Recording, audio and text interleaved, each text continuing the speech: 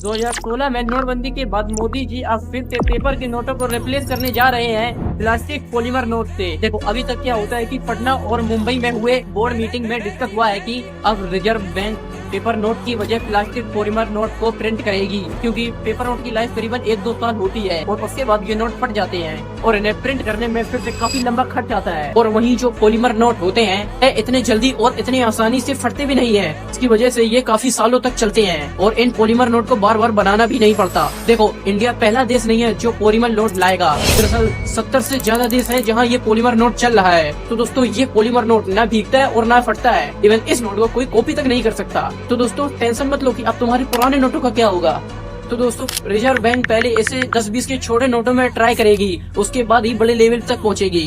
तो टेंशन लेने की कोई बात नहीं है। मम्मी 10-20 के नोट कहाँ छुपा के रखे हैं, जल्दी लाओ बंद होने वाले हैं, लाओ।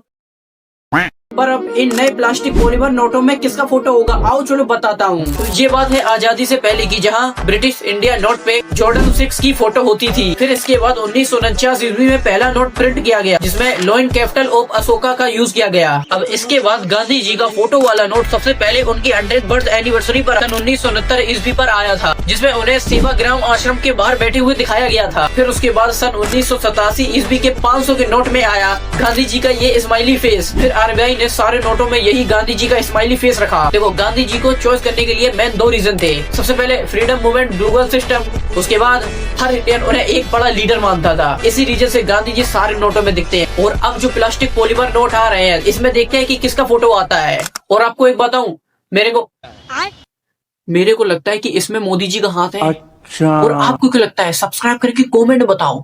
माँ कसम सभी सब्सक्राइब कर दो पेल के। अबे साले।